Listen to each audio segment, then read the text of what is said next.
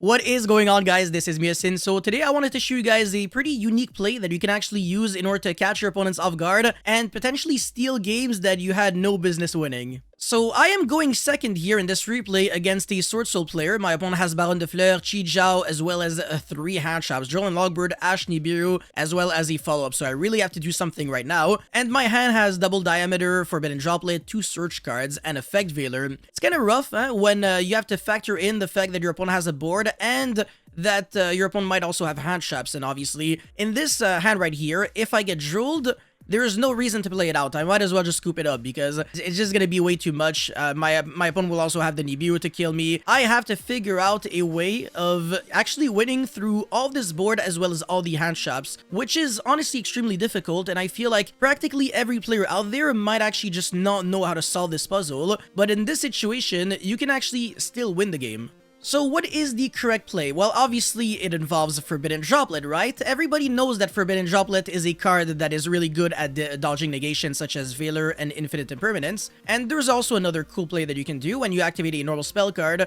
You can chain Forbidden Droplet, send it to the graveyard as well as some other cards on your hand and field.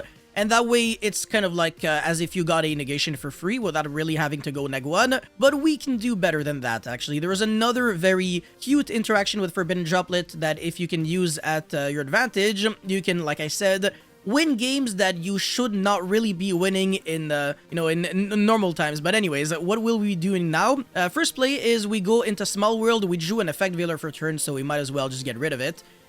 By the way, nobody is ashing a Small World when they also have Droll and Logbird in the hand. And even if they don't, usually, Small World is a card that you might not even want to ash, but in this situation, if I get ashed here, it's as if that ash does nothing because I just go sided mining, whatever. So this is the kind of hand where I just have so many search cards that it doesn't really matter too much. But I will be searching Mathmech Circular. Now, what happens if I get Drolled here? I kind of lose because I don't have enough gas in order to push through the Nibiru and everything. I could go Circular Effect under the Droll, send the Sigma, and then revive back the Sigma, but then I'm not getting any searches.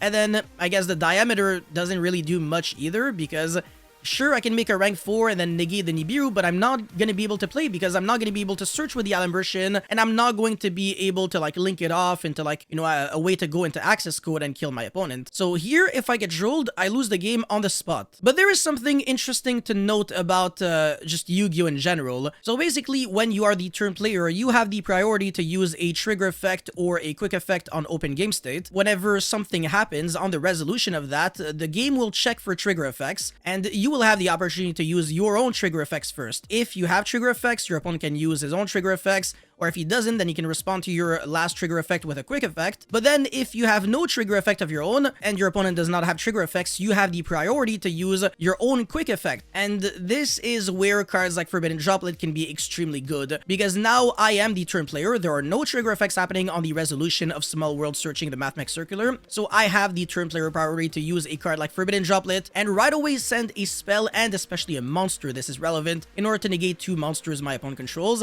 and since I sent a monster, my opponent cannot respond to the Forbidden Droplet with the Droll and Logbird, and this is still on the window of you searching a card. So in other words, when the Forbidden Droplet resolves, after that, we are no longer in that same window, and Droll and Logbird can no longer be used. So in other words, if you actually hold your Forbidden Droplet for after you search a card, you can actually get rid of a monster, negate a card, and also in the process, dodge Droll and Logbird that way. So that's actually really cool. Now, there's still a way we messed this up, because sure, we were able to at least make the Droll and Logbird resolve later, but we didn't like call by the Grave It or something. It's kind of fine because we can go Mathmech Circular and then send, and then normal summon the Diameter, and then revive, and this is where it gets really interesting, because again, the average player would probably just search a card with Mathmech Circular at this point and probably just lose the game, but we can do better than that. We can actually go for the Alimbertian and then Chainlink 1, Chainlink 2, and that way, since we're getting 2 searches at the same time, there is absolutely no reason for your opponent to ash you here, because